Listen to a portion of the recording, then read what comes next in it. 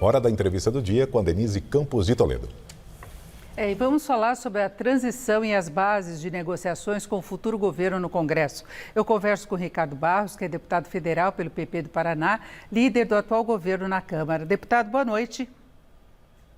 Boa noite a todos.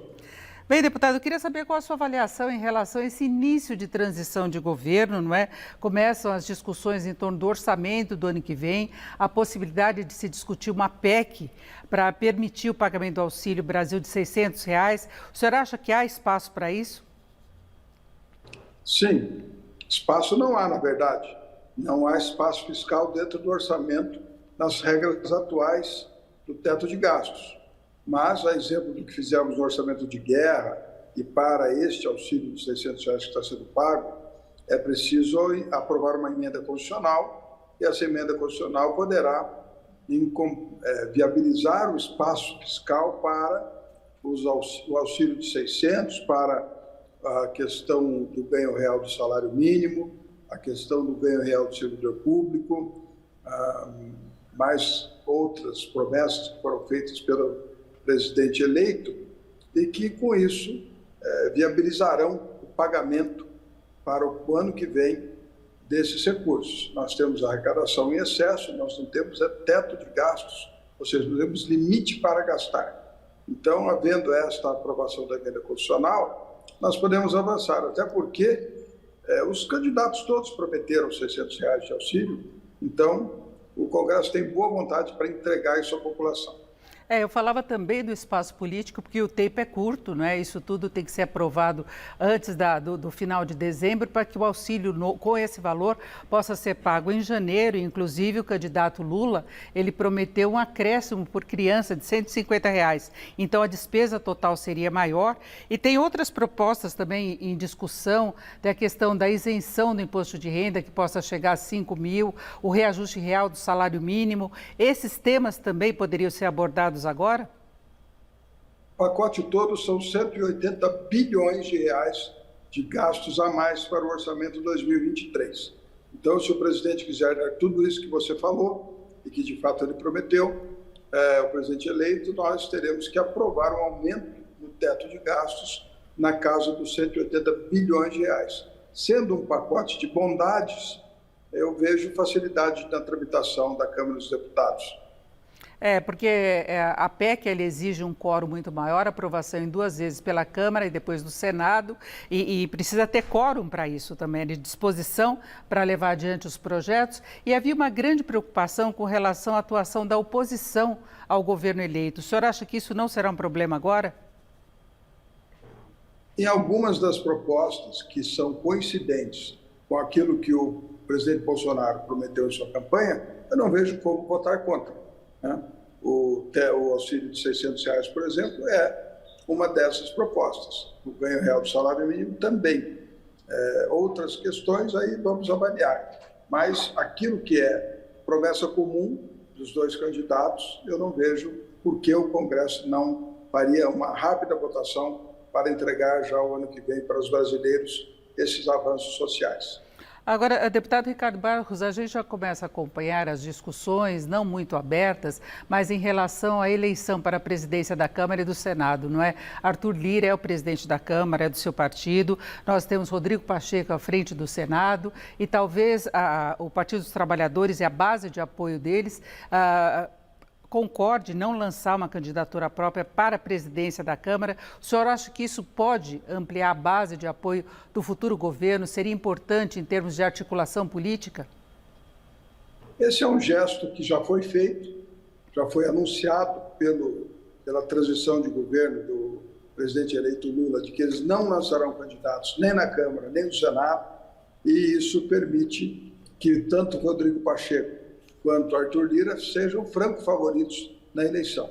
Evidentemente, surgirão outros candidatos, mas a probabilidade hoje, neste atual quadro, é a reeleição dos dois à presidência da Câmara e do Senado, o que daria ao presidente eleito uma tranquilidade de não ter um adversário posto numa posição como essa. Quando o Dilma Rousseff tentou derrotar Eduardo Cunha na Câmara e não conseguiu, custou o impeachment do governo. Então, eu acredito que este governo do Partido dos Trabalhadores já sabe que é muito arriscado tentar uma disputa na presidência da Câmara ou do Senado. Então, acho que as coisas já estão mais ou menos encaminhadas e pacificadas.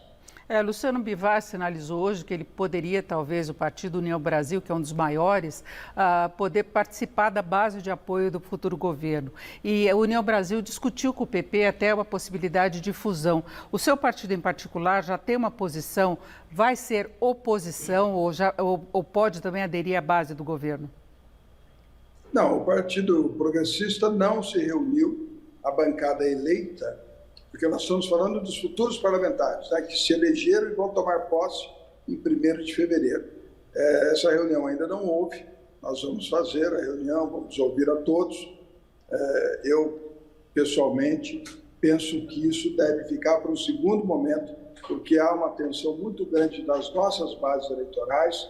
O eleitor nosso está muito posicionado para um lado ou para outro, e uma transição precisa ter um tempo de amortecimento dos ânimos. Eu não posso opinar sobre isso porque não houve a consulta aos parlamentares eleitos.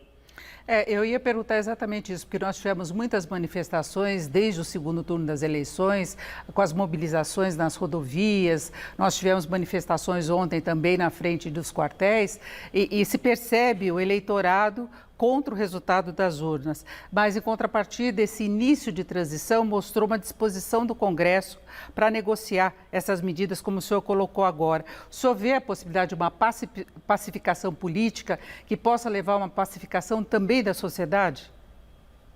Isso é a grande tarefa do presidente eleito, pacificar e unificar o país. Não será simples, não é fácil, não levará pouco tempo, mas a chance dele ter uma base ampla no Congresso é se a sociedade estiver pacificada e permitir que haja esse reposicionamento dos parlamentares eleitos com apoio no bolsonarismo.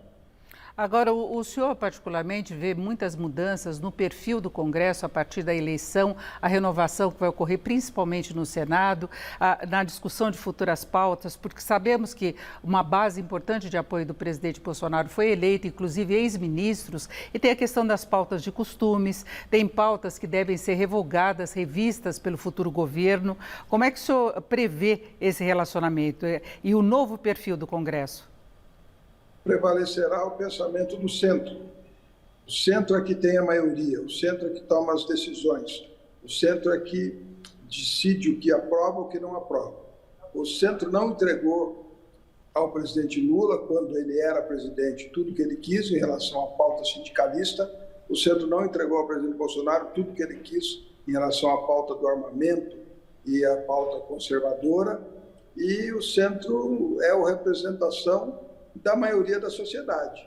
Então, o governo que temos hoje é centro-direita, o governo que vai assumir é centro-esquerda, mas, no fim, o centro é que tem os votos e vai moderar as vontades, né, radicais de um lado ou de outro.